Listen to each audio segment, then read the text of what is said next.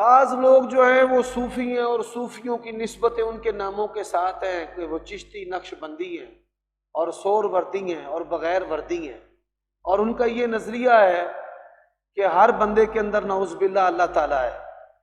آپ ان سے یہ پوچھیں کہ آپ کے ایک والد ہیں اور آپ کی ایک والدہ ہے اور پھر ان کے درمیان ایک جنسی عمل ہے، اس نظریے کے رد کے لیے یہ رشتے کی ایک مثال ہی بہترین کافی و شافی۔ بعض لوگ کہتے ہیں جی اللہ تعالیٰ کی کوئی صفت آ جاتی ہے بندے میں، یہ بات بھی درست ہے، نعوذ باللہ۔ اس کو ذرا بڑے ٹھنڈے دل سے سمجھ لیں، یعنی ایک نظریہ ہے وحدت الوجود کا کہ ہر بندے میں اللہ ہے، اور ایک نظریہ جو ہے کہ ہر بندے میں نعوذ باللہ اللہ تعالیٰ کی صفت ہے۔ اگر اللہ تبارک و تعالیٰ جو ہے وہ ہر بندے میں ہے یا صفت ہے، تو یہ چور، ڈاکو، زانی، شرابی، اب جو مال چرا رہا ہے اس کے اندر بھی اللہ ہے۔ ان لوگوں کو سوچنا چاہیے، کبرت کلمۃ تخرج من افواہہم ان یقولون الا کذبا۔ وہ نا بڑی ساری اس طرح کی انہوں نے نا حکایتیں بنائی ہوئی ہیں، اگر ہر چیز اللہ ہے تو پیر سے کسی نے کہا کہ ہر چیز اللہ ہے تو یہ حلوہ اور یہ پخانہ، اس نے سور بن کے پخانہ کھا لیا، انسان بن کے حلوہ کھا لیا۔ یہ سب بناوٹی باتیں ہیں۔ قل هو اللہ احد اللہ الصمد لم یلد ولم یولد۔ اللہ تعالیٰ سے ڈرنا چاہیے، ایسی باتیں نہیں کہنی چاہیے۔ پوری دنیا کے اندر مسلمانوں کے اندر مذہبی جو دادا گیری ہے وہ پیروں کے پاس ہے، مذہبی دادا گیری۔ انگریز کبھی بھی اس خطے پر قابض نہیں ہو سکتا تھا۔ 1000 سال تک مغلیہ خاندان نے سرزمین پر حکومت کی ہے، 20 کے قریب توڑ کر اس ریاست کو ملک بنائے گئے۔ اچھا، وہ ہمارے جنگجوؤں کی لاشوں سے بھی ڈرنے والا تھا۔ انہوں نے علماء سو اور یہ درویش صوفی جو لوگ ہیں ان کو خریدا، اور پھر ان کے مریدوں کے ذریعہ آج بھی ہمارے پاکستان کے اندر بڑے بڑے ایسے خاندان جو پیری مریدی سے وابستہ ہیں، ملتان ہو، سندھ کی سرزمین ہو یا پنجاب کے پاک پتن کے علاقے کے مضافات میں دربار ہو، یہ انگریزوں کے نوازے ہوئے ہیں۔ اور میں یہاں یہ بات بھی بتا دینا چاہتا ہوں، انگریز کے دور میں کسی مسجد کو 1 انچ بھی زمین نہیں دی گئی، بڑی بڑی خانقاہوں کو، درباروں کو، قبروں کو بڑی بڑی جاگیریں دی گئی۔ آپ اس بات کی تحقیق کر سکتے ہیں۔ اور پھر ان مریدوں نے ان لوگوں کا ساتھ دیا، اور اس طرح ان لوگوں نے ہمارے اوپر اپنا تسلط جمایا۔ امام عبداللہ ابن مبارک نے کہا ہے علماء پر بڑی ذمہ داریاں ہیں، حل افسد الدین الا الملوک واحبار سوء ورہبانها۔ 3 طبقے ہیں جو لوگوں کا بیڑا غرق کرتے ہیں، 3 طبقے۔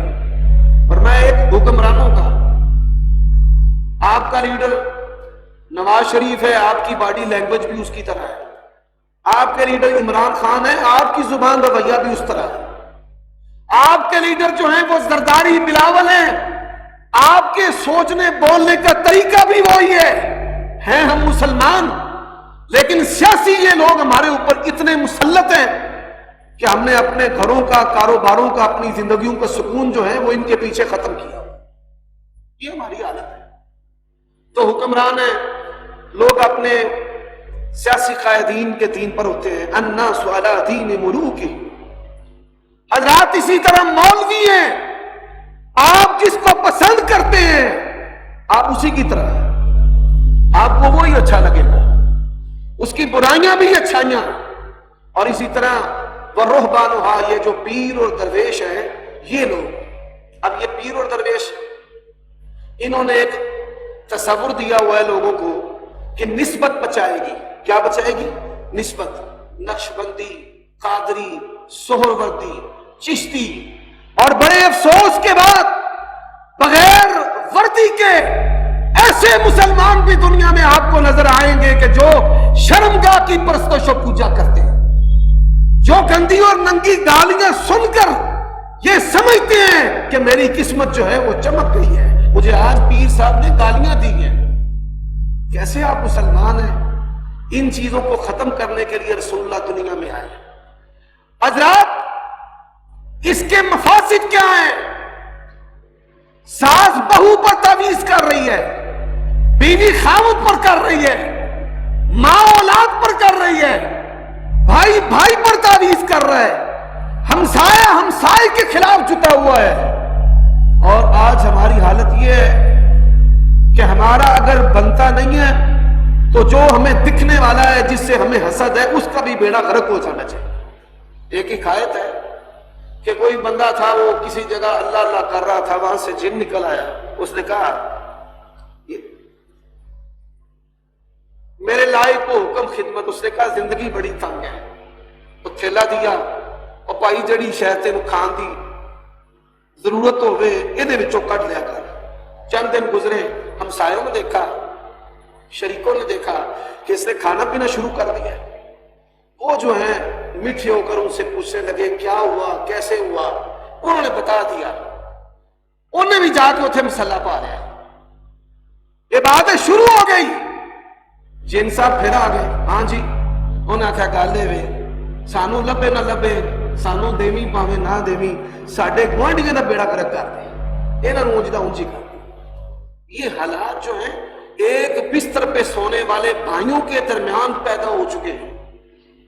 مجھے بتائیے انہوں نے دیا کیا اس امت کو غلامی کے سوا؟ شرابی بھی ہیں پھر بھی نذرانے، زانی بھی ہیں پھر بھی نذرانے، عیاش بھی ہیں پھر بھی نذرانے، اور پھر مرید جو ہیں انہوں نے ووٹ دینا ہی دینا ہے۔ مریدوں کے پیسوں پہ، نذرانوں پہ پلنے والے، اللہ کی قسم ہے ہم نے اس نبی کا کلمہ پڑھا ہے کہ جس نے جو کھا کے جواہر لٹائے، جس نے اپنے پیٹ میں بھوک رکھ کے اپنی امت کو کھلایا، اور جب تک یہ کھانے والے ہمارے اوپر مسلط ہیں زندگی میں تبدیلی نہیں آ سکتی۔ حضرات، آخری بات جو میں کرنا چاہتا ہوں، یہ جتنے بھی سلسلے ہیں نا سارے حضرت علی کے ساتھ ملائے جاتے ہیں، نقشبندی بھی، قادری بھی، چشتی بھی، سہروردی بھی، نانگے شاہ بھی، سارے